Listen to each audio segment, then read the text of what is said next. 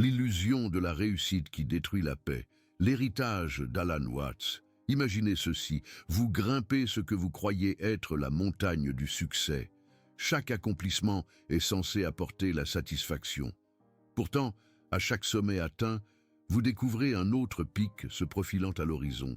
La paix que vous recherchiez reste aussi insaisissable que jamais. Cette poursuite sans fin n'est pas seulement épuisante, elle est fondamentalement erronée. Alan Watts a compris quelque chose de profond sur la nature humaine, quelque chose que la plupart d'entre nous passent leur vie entière à ignorer. Le grand philosophe a un jour observé que nous avons été conditionnés à croire que le bonheur se trouve juste au tournant, dans la prochaine réussite, la prochaine promotion, la prochaine étape relationnelle importante.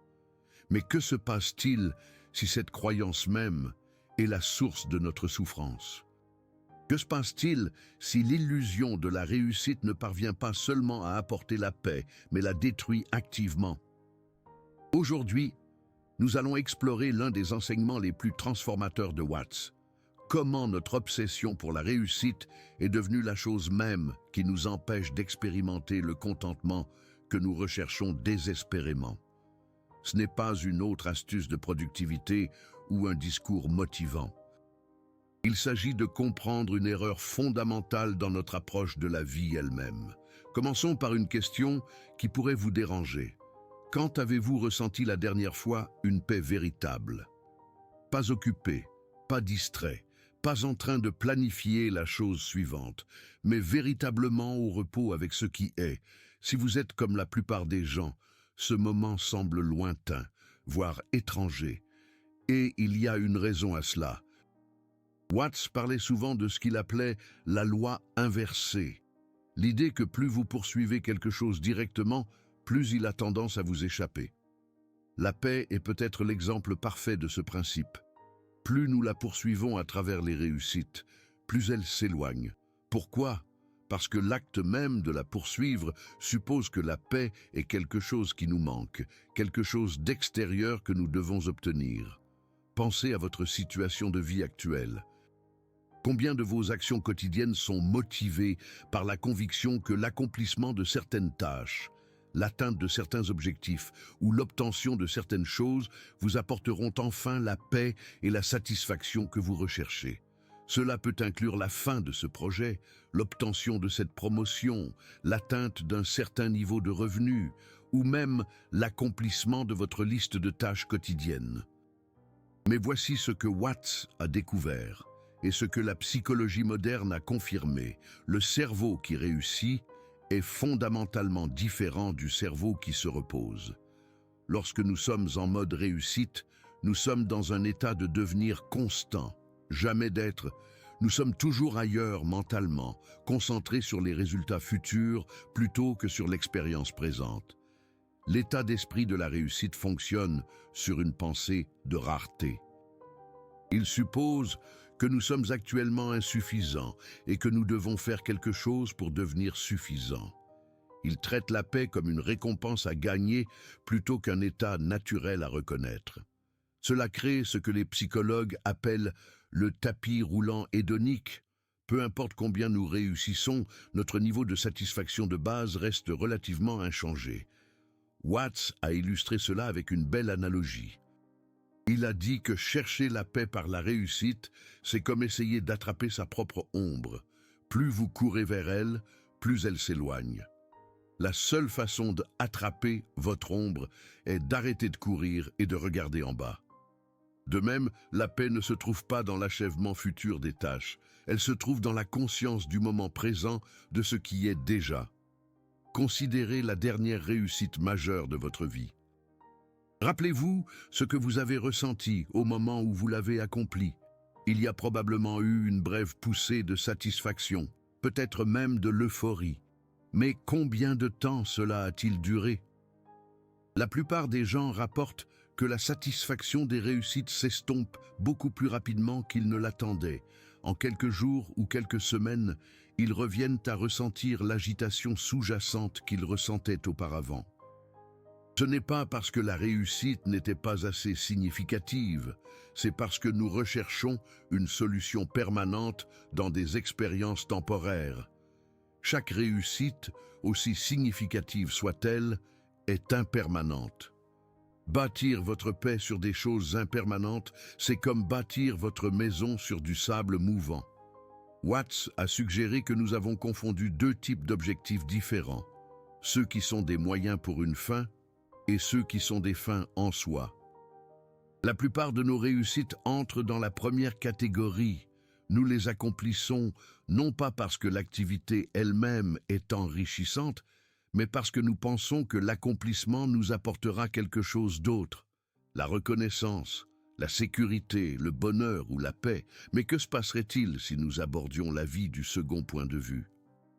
Que se passerait-il si nous nous engagions dans des activités, non pas parce qu'elles mèneraient ailleurs, mais parce qu'elles étaient intrinsèquement significatives dans le moment présent? Ce changement de perspective est révolutionnaire, car il supprime l'anxiété constante de devoir aller ailleurs qu'où vous êtes. L'ancien concept taoïste de Wu Wei, dont Watts discutait souvent, pointe vers cette autre façon d'être. Wu Wei est souvent traduit par non-action, mais ceci est trompeur. Cela ne signifie pas être passif ou paresseux. Cela signifie agir à partir d'un lieu de flux naturel plutôt que d'un effort forcé. Être pleinement présent dans ce que vous faites plutôt que de penser constamment à où cela vous mène. Voici une façon pratique de comprendre cela. Pensez aux activités que vous faites et que vous appréciez vraiment pour elles-mêmes. Peut-être écouter de la musique, marcher dans la nature, avoir une conversation significative ou créer quelque chose de vos mains. Remarquez que dans ces moments-là, vous ne pensez pas à ce que ces activités vont vous apporter. Vous êtes simplement présent à l'expérience elle-même. C'est ce que Watts voulait dire lorsqu'il a dit que la paix n'est pas un résultat de la réussite. C'est une façon d'être présent à la vie telle qu'elle se déroule. Le problème de notre culture obsédée par la réussite est qu'elle nous a convaincus que cet état naturel de présence est en quelque sorte inadéquat ou paresseux. Mais considérez ceci. Chaque moment de votre vie que vous avez passé à vous concentrer sur les réussites futures est un moment où vous n'étiez pas disponible pour expérimenter la richesse du présent. La paix que vous recherchez par le biais de réalisations futures est disponible dès maintenant, mais vous ne pouvez pas y accéder tant que votre attention est constamment projetée dans le futur. Watts a observé que la plupart des gens passent toute leur vie à se préparer à vivre. Ils travaillent constamment vers un état futur où ils imaginent qu'ils pourront enfin se détendre et profiter de la vie. La tragédie est que cet avenir n'arrive jamais réellement, car une fois qu'ils atteignent leurs objectifs, ils en fixent simplement de nouveaux et continuent le même schéma. Cela ne signifie pas que la planification de l'avenir ou le travail vers des objectifs est intrinsèquement problématique. Le problème survient lorsque nous rendons notre paix et notre contentement conditionnels à la réalisation de ces objectifs. Lorsque nous faisons cela, nous nous disons essentiellement que nous ne sommes pas bien tels que nous sommes maintenant et que nous ne le serons pas tant que nous n'aurons pas accompli quelque chose de plus. L'alternative proposée par Watts est radicale dans sa simplicité. Et si vous alliez bien déjà, et si vous n'aviez besoin de rien accomplir de plus pour être digne de paix et de contentement? Et si l'idée même que vous devez gagner ces choses par la réussite était l'illusion qui vous en empêche? Cette perspective exige ce que Watts appelait la sagesse de l'insécurité. Au lieu d'essayer de créer la sécurité et la paix par des accomplissements, nous apprenons à trouver la paix dans l'incertitude et l'impermanence fondamentale de la vie. Cela peut sembler contre-intuitif, mais c'est en réalité profondément libérateur. Lorsque vous n'essayez pas constamment d'atteindre la paix par vos propres efforts, vous devenez disponible pour remarquer la paix qui est déjà accessible dans des moments simples et ordinaires. Vous pourriez la remarquer dans la sensation du soleil chaud sur votre peau, dans le goût de votre café du matin, dans le bruit de la pluie sur votre fenêtre, ou dans le simple fait que vous respirez et que vous êtes vivant en ce moment même. Watts soulignait souvent que nous avons été conditionnés à croire que ces plaisirs simples ne suffisent pas, que nous avons besoin de quelque chose de plus significatif ou de plus dramatique pour nous sentir accomplis. Mais ce conditionnement n'est que ça. Un conditionnement, ce n'est pas la vérité. La capacité à une profonde satisfaction et à la paix existe en chaque être humain, et elle ne nécessite aucun accomplissement particulier pour y accéder. L'une des réalisations les plus libératrices que vous puissiez avoir est que votre valeur en tant que personne n'est pas déterminée par ce que vous accomplissez. Votre capacité à éprouver la paix et la joie ne dépend pas d'atteindre certains jalons ou d'accumuler certaines réalisations. Celles-ci sont inhérentes à votre être et non des récompenses à gagner. Cette compréhension ne vous rend pas paresseux ou démotivé. En fait, elle a souvent l'effet inverse.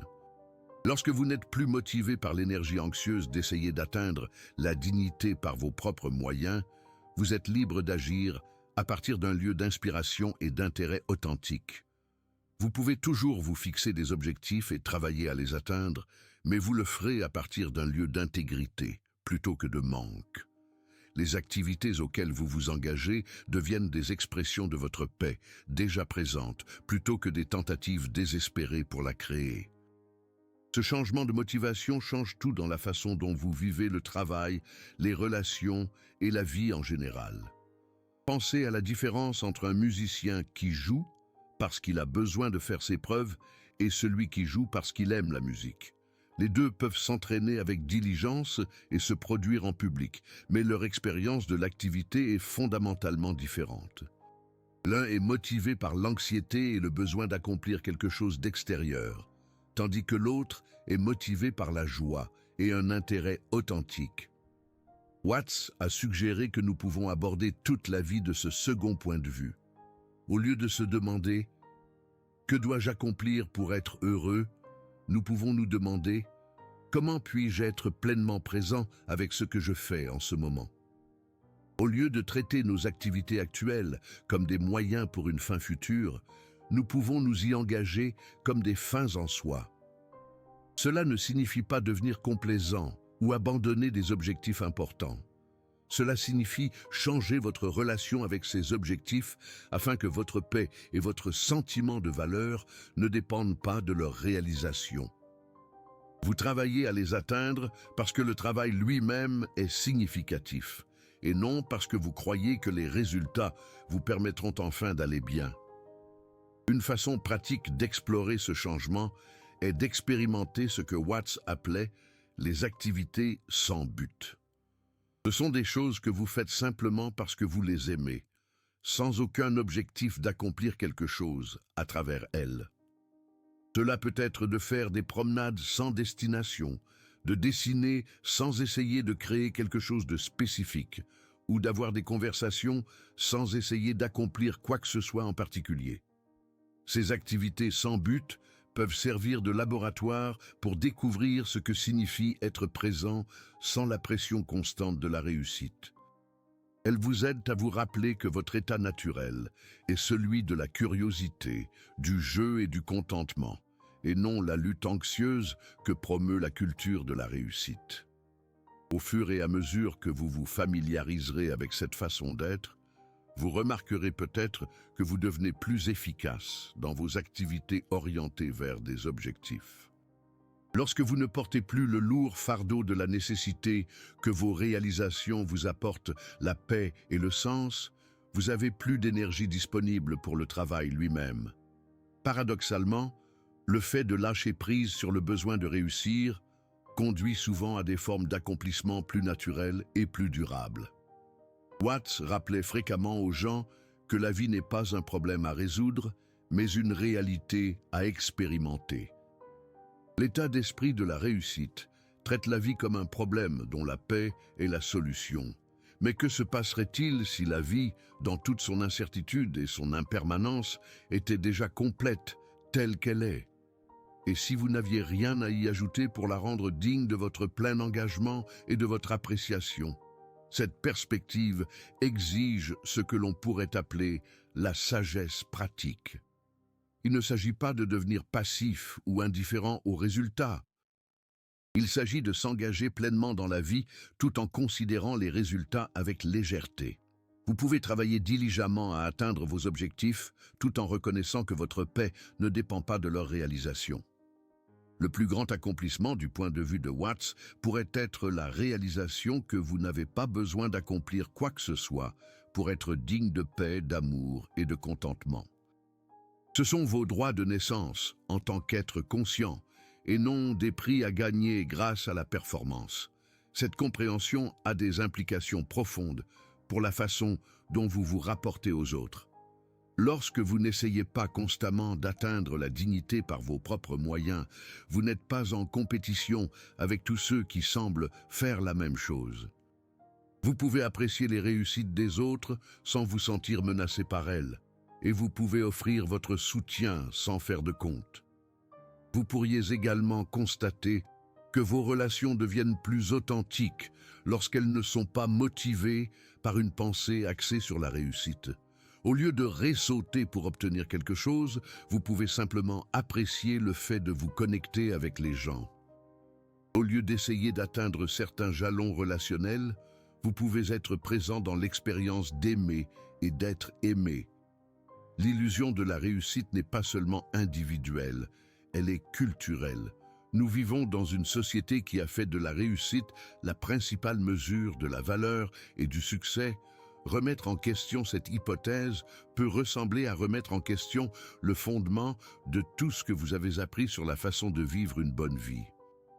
Mais Watts nous invite à considérer que cette obsession culturelle de la réussite pourrait être exactement ce qui nous empêche de vivre la bonne vie que nous recherchons. Peut-être que le chemin de l'épanouissement ne réside pas dans l'accumulation de plus d'accomplissements, mais dans l'apprentissage de la reconnaissance de la plénitude qui est déjà présente à chaque instant. Cette reconnaissance ne se produit pas du jour au lendemain, et elle ne vous oblige pas à abandonner tous vos buts et ambitions. Il s'agit plutôt de modifier progressivement votre relation avec ces choses, afin qu'elles améliorent votre vie plutôt que de déterminer votre valeur. Vous pouvez continuer à vous investir profondément dans votre travail, vos relations et vos contributions au monde, tout en vous rappelant que votre bien-être fondamental ne dépend d'aucun résultat particulier. À la fin de notre exploration, souvenez-vous que comprendre cela intellectuellement n'est qu'un début. La véritable transformation passe par l'expérience directe, par des moments où vous vous surprenez à être présent sans agenda, où vous remarquez la paix surgissant spontanément dans des circonstances ordinaires, où vous réalisez que vous êtes déjà suffisant tel que vous êtes. L'illusion de la réussite a été l'une des erreurs les plus persistantes et les plus coûteuses de l'humanité. Elle promet ce qu'elle ne peut pas livrer et exige ce qu'elle n'a pas besoin de demander. La paix n'est pas la carotte au bout du bâton de la réussite. C'est l'état naturel d'un esprit qui ne cherche pas constamment quelque chose qu'il n'a pas. Votre invitation est simple, mais profonde. Expérimentez le fait d'être exactement où vous êtes, exactement tel que vous êtes, sans avoir besoin de réaliser quoi que ce soit de plus pour justifier votre paix et votre contentement. Cela pourrait être la chose la plus radicale et la plus transformatrice que vous ayez jamais faite. Précisément parce que cela implique de ne rien faire du tout. La paix que vous avez essayé d'atteindre par l'accomplissement vous attendait patiemment pour que vous cessiez de la poursuivre et que vous remarquiez simplement qu'elle est déjà là. La question n'est pas de savoir si vous pouvez atteindre la paix, mais si vous pouvez reconnaître la paix déjà atteinte dans le simple fait de votre existence présente. Dans un monde obsédé par le devenir, la plus grande sagesse pourrait être d'apprendre à simplement être. Explorons cela plus profondément en examinant des exemples concrets de la manière dont l'illusion de la réussite se manifeste dans différents domaines de la vie. Et comment nous pouvons appliquer concrètement les idées d'Alan Watts. Considérez le monde du travail moderne, où la culture de la réussite est devenue presque religieuse dans son intensité. On nous dit que notre succès professionnel définit notre valeur, que nous devons constamment gravir les échelons de l'entreprise, accumuler des diplômes et démontrer notre productivité pour justifier notre existence. Mais Watts se demanderait, et si tout ce cadre était basé sur une incompréhension fondamentale de ce qui donne un sens à la vie? Lorsque vous essayez constamment d'atteindre l'épanouissement professionnel, vous manquez l'occasion de trouver de la satisfaction dans le travail lui-même. Un développeur de logiciels qui code uniquement pour être promu rate l'élégance de la résolution de problèmes complexes. Un enseignant qui se concentre uniquement sur les indicateurs de performance rate la joie de voir la compréhension s'éveiller dans les yeux d'un élève. Un artiste qui crée uniquement pour être reconnu rate la profonde satisfaction de l'expression elle-même. Cela ne signifie pas que l'ambition est mauvaise ou que l'évolution de carrière n'a aucun sens. Mais lorsque celles-ci deviennent la source principale de votre sentiment de valeur et de paix, vous construisez vos fondations psychologiques sur quelque chose d'inément instable. Les entreprises se restructurent, les industries changent, les économies fluctuent. Aucune de ces circonstances externes ne peut fournir la paix durable que vous recherchez. Watts a suggéré une approche différente. Impliquez-vous pleinement dans votre travail parce que l'engagement lui-même est significatif, et non parce qu'il mènera ailleurs. Ce changement de motivation peut transformer même les tâches les plus banales en occasion de présence et de fluidité. Lorsque vous n'évaluez pas constamment si votre activité actuelle vous rapproche d'une réussite future, vous êtes libre de découvrir la richesse inhérente à ce que vous faites en ce moment même. Le même principe s'applique aux relations, où la pensée de la réussite a créé ce que nous pourrions appeler des métriques relationnelles. Les gens abordent les rencontres et le mariage avec des listes de contrôle et des échéances, traitant l'amour comme un but à atteindre plutôt qu'une expérience à vivre. Ils se concentrent sur les étapes clés de la relation. Emménager ensemble, se fiancer, avoir des enfants, comme si ces réussites allaient apporter l'amour et la connexion qu'ils recherchent. Mais la véritable intimité ne peut pas être atteinte de cette manière. Elle émerge naturellement lorsque deux personnes sont pleinement présentes l'une avec l'autre, sans agenda, sans évaluer constamment si la relation progresse selon leur calendrier. Lorsque vous essayez d'atteindre l'amour, vous n'êtes pas disponible pour le recevoir.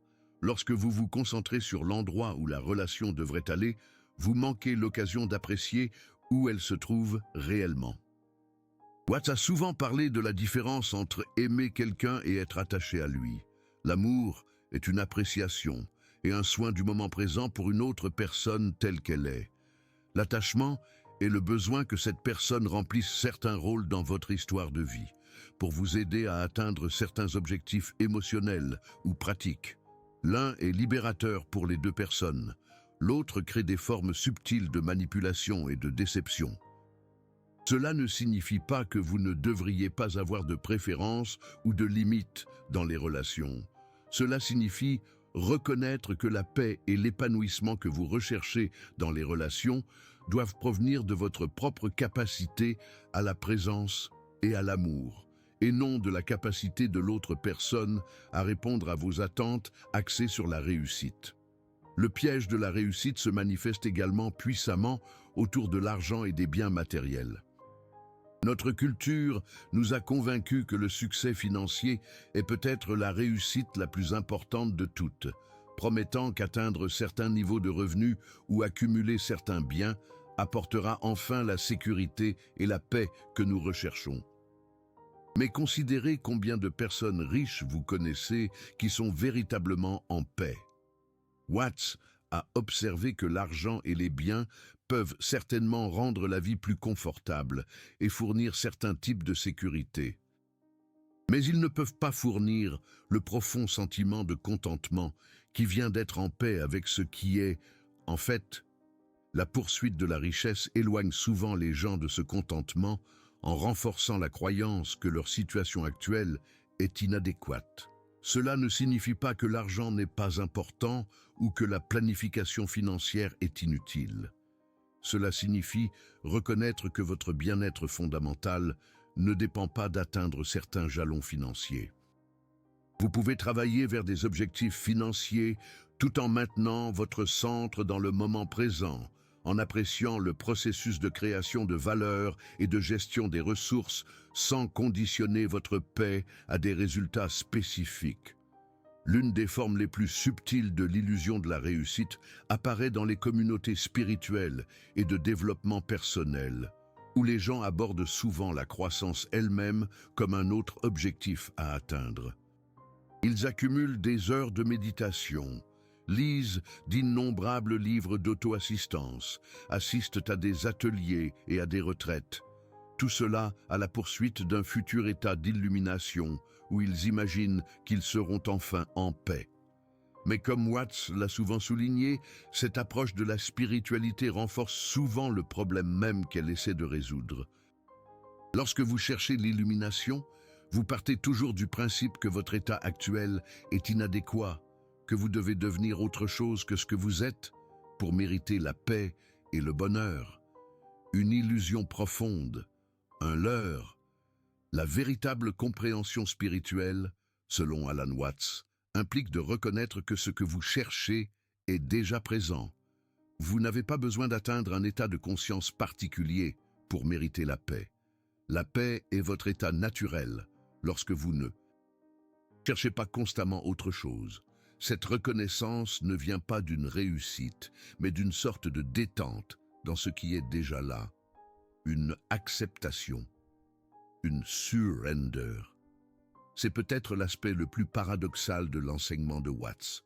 Le simple fait d'essayer d'atteindre la paix par la pratique spirituelle peut devenir une autre forme de piège de la réussite.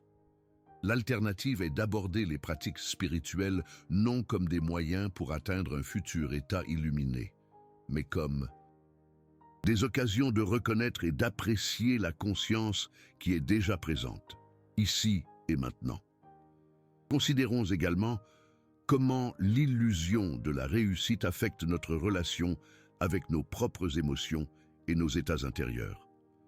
Beaucoup de gens considèrent le bien-être émotionnel comme un autre objectif à atteindre, travaillant constamment à éliminer les émotions négatives et à maintenir les émotions positives. Ils peuvent poursuivre le bonheur par diverses stratégies. L'exercice physique, la thérapie, les médicaments, les changements de style de vie, avec l'hypothèse sous-jacente que l'objectif est d'atteindre un état émotionnel constamment positif, une quête illusoire, un saint Graal inaccessible.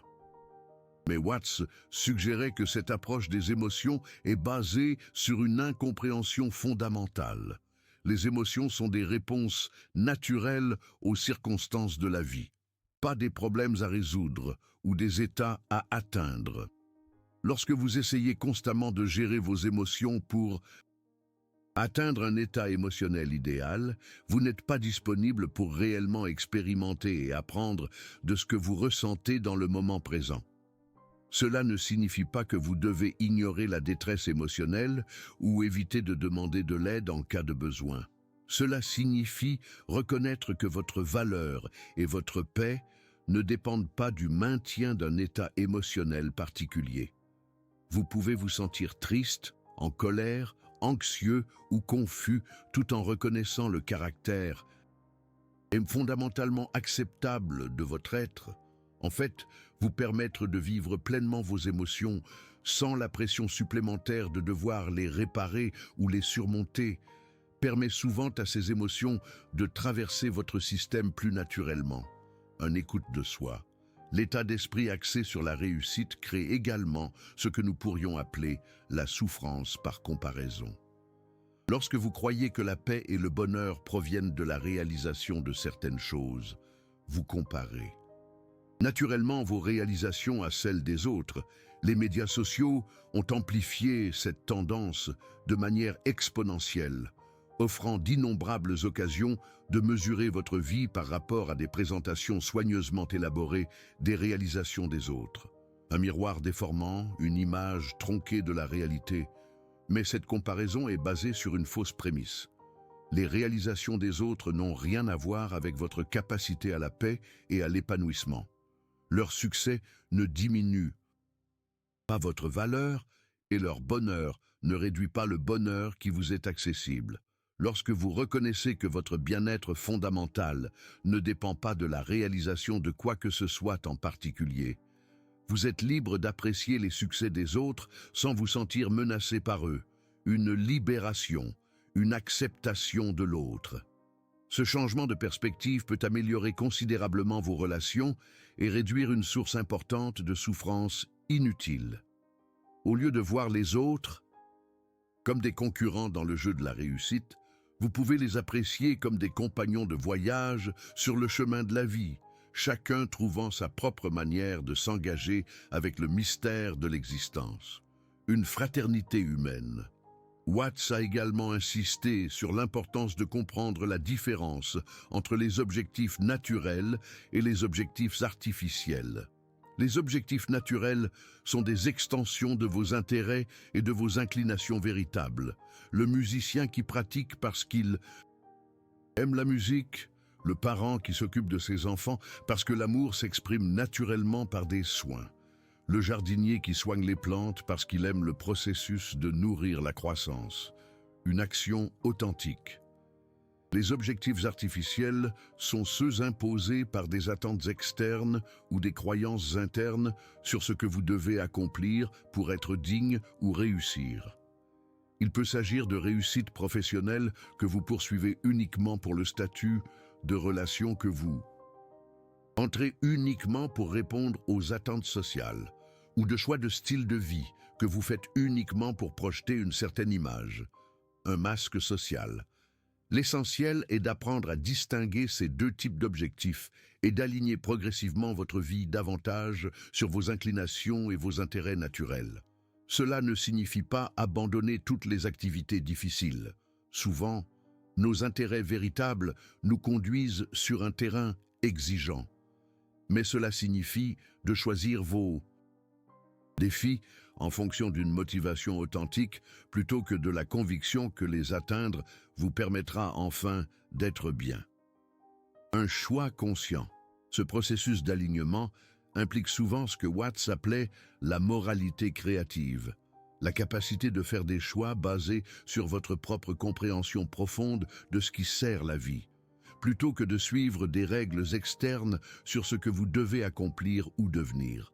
Cela exige de développer la confiance en votre propre sagesse et d'apprendre à distinguer la voie de l'inspiration véritable et la voie du conditionnement axé sur la réussite. En commençant à expérimenter cette façon différente de vivre, vous remarquerez peut-être que certaines activités disparaissent naturellement, tandis que d'autres deviennent plus attrayantes. Vous serez peut-être moins intéressé par les activités que vous n'entrepreniez que pour une validation externe, et plus attiré par les activités qui vous semblent intrinsèquement significatives ou agréables. Une évolution naturelle. Ce n'est pas toujours un processus confortable. Notre culture, axée sur la réussite, fournit des indicateurs externes clairs du succès, tandis que le fait de vivre selon une motivation authentique exige de développer une sensibilité interne à ce qui vous nourrit et vous accomplit réellement.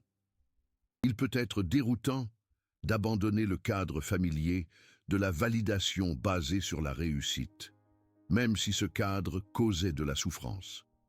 Mais au fur et à mesure que vous vous entraînerez à reconnaître et à suivre vos intérêts véritables, vous découvrirez peut-être que la vie devient à la fois plus satisfaisante et plus facile.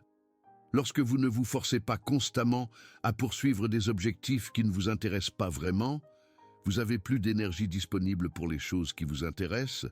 Lorsque vous ne recherchez pas la validation par la réussite, vous êtes libre de vous engager dans la vie par la curiosité et l'amour plutôt que par la peur et le besoin. Un tome. Chemin de liberté. Watts utilisait souvent la métaphore de l'eau pour illustrer ce principe. L'eau ne lutte pas pour couler vers le bas. Elle suit naturellement le chemin de la moindre résistance, tout en accomplissant des choses extraordinaires. De même, lorsque vous alignez vos actions sur votre nature véritable plutôt que sur des objectifs de réussite artificielle, vous pouvez accomplir beaucoup de choses tout en conservant un sentiment de facilité et de fluidité. L'image de l'eau, un symbole.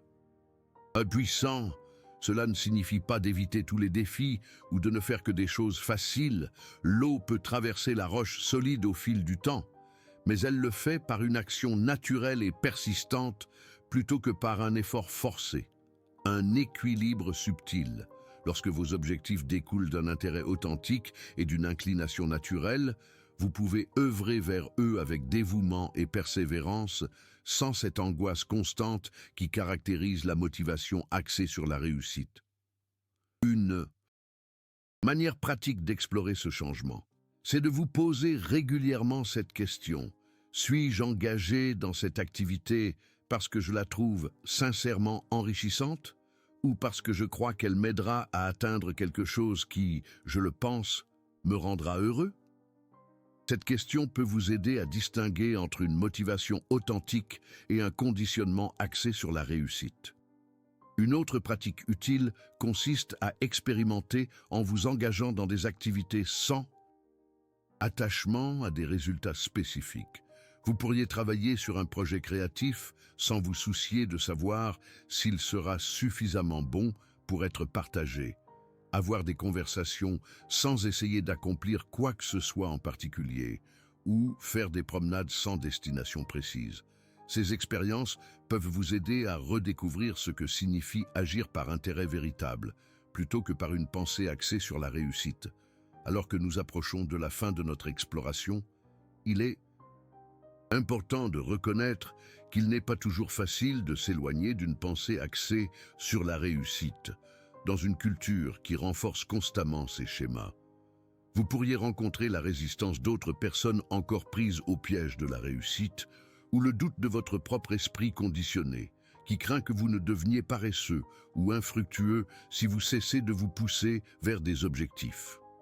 L'image d'un grimpeur épuisé tentant d'atteindre le sommet d'une montagne, vertigineuse, symbole de la réussite sociale française, vient alors à l'esprit. Une course effrénée, sans fin apparente. Mais l'invitation d'Alan Watts n'est pas de devenir passif ou indifférent à la vie. C'est de découvrir une manière plus naturelle et durable de vous engager avec vos objectifs et vos intérêts. Lorsque vous ne portez plus le lourd fardeau de la nécessité que vos réussites vous procurent paix et sens, vous devenez souvent plus créatif, plus productif et plus efficace dans vos efforts. Imaginez le contraste. Un jardinier cultivant ses plantes avec amour, non pas pour une récompense future, mais pour le pur plaisir de la création. La paix et le contentement que vous avez essayé d'atteindre par l'accomplissement ne sont pas des récompenses qui attendent à la fin d'une future histoire à succès. Ils sont disponibles maintenant, en ce moment, dans le simple fait de votre présence consciente dans cette existence mystérieuse et belle. Comme une fleur qui s'épanouit, sans ambition, simplement en étant. Le plus grand accomplissement est peut-être la réalisation que vous n'avez rien à accomplir du tout. La sagesse de Spinoza résonne ici. La nature de Dieu, c'est la nature elle-même. Et notre nature profonde trouve sa paix non dans l'accumulation, mais dans l'acceptation de ce qui est.